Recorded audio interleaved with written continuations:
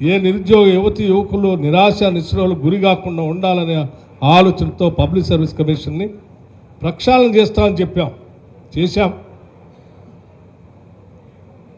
Job calendar ప్రకటిస్తామని చెప్పాం. ఈ సంవత్సరం జాబ్ క్యాలెండర్ కూడా ప్రకటించాం. హైదరాబాద్ నగరానికి ఎటువంటి రుగ్మతలు లేకుండా అద్భుతంగా ఉండేటువంటి నగరంగా తీర్చిదిద్దాలి. తల్లిదండ్రులు, పేదలు, మధ్యతరగతి వాళ్ళు ఎవరైనా సరే ఇక్కడ ఉన్న తన బిడ్డ క్షేమంగా ఉందనేటువంటి నమ్మకం ఉండేటట్టుగా లా అండ్ ఆర్డర్ని ప్రొటెక్ట్ చేస్తూ డ్రగ్ ఫ్రీ నగరంగా కూడా హైదరాబాద్ నగరాన్ని మార్చాలి. అంటే హైదరాబాద్ నగరంలో డ్రగ్ అనేటువంటి మాట ఎత్తితే తాట తీస్తామని చెప్పి రాష్ట్ర ప్రభుత్వం ఈరోజు కఠినమైన నిర్ణయాలు తీసుకొని ముందుకు పోతాం. ప్రతి తల్లిదండ్రులు, ప్రతి బిడ్డ తల్లిదండ్రి ఇవాళ నిశ్చింతగా హైదరాబాద్ నగరంలో తన బిడ్డ క్షేమం గురించి ఆందోళన చెందకుండా ఉండేటట్టుగా కార్యాచరణ ప్రణాళిక చేసి వాటి ప్రత్యేకమైన నిధులు ఇచ్చి ముందుకు పోతా ఉన్నాం.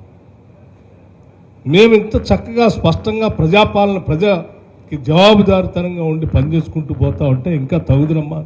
బయటకు వచ్చి ఒక ఆయనేమో కరువు వచ్చింది, నీళ్లు రాలేదు, వర్షాలు పడలేదు, వీళ్ళు వచ్చిన తర్వాత వర్షాలు బంద్ అయినాయి అంటాడు.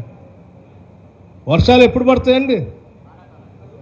వర్షాలు ఎప్పుడు పడతాయి? వానాకాలం జూన్ మాసంలో పడుతుంది. జూన్ మాసంలో ఎవరున్నారు అధికారంలో? మీరు కదా.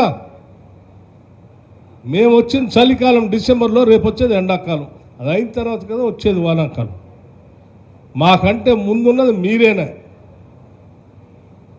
జూన్ మాసంలో ఋతుపవనాలు అంటే ఇప్పుడు పడ్డ నీళ్ళైనా కనీసం మీరు ఒడిసి పట్టుకొని ఆ నీళ్ళని అడ్డగోలుగా ఇబ్బంది లేకుండా కాపాడి ఉంటే ఈరోజు ఈ రాష్ట్రానికి గతి పట్టేది కాదు. అవసరం ఉన్నా లేకపోయినా, పంటలు ఉన్నా లేకపోయినా ఎన్నికలప్పుడు నీళ్లు బయట కనపడాలని చెప్పి సాగర్లో నీళ్ళంతా గేట్లు ఎత్తి బయటికి పంపించి ఇప్పుడు నీళ్ళు లేకుండా చేస్తే దీనికి ఎవడు బాధ్యుడు? నువ్వే కదా. కృష్ణానది నీళ్ళు ఎట్లా అన్యాయం చేస్తే, గోదావరి ఏమో ఆడ కాళేశ్వరం కుంగిపోయి ఆ నీళ్లు వదులుతాయి. ఆ నదిలో కిందికి వదిలింది నువ్వే, ఈ నదిలో కిందికి వదిలింది నువ్వే. మళ్ళీ ఇవాళ వచ్చి కాంగ్రెస్ వాళ్ళు వచ్చారు, కరువు వచ్చింది. నువ్వు చేసిన తప్పిదాల వల్ల ఈరోజు తెలంగాణ రాష్ట్రం ఇబ్బంది పడుతూ ఉంది.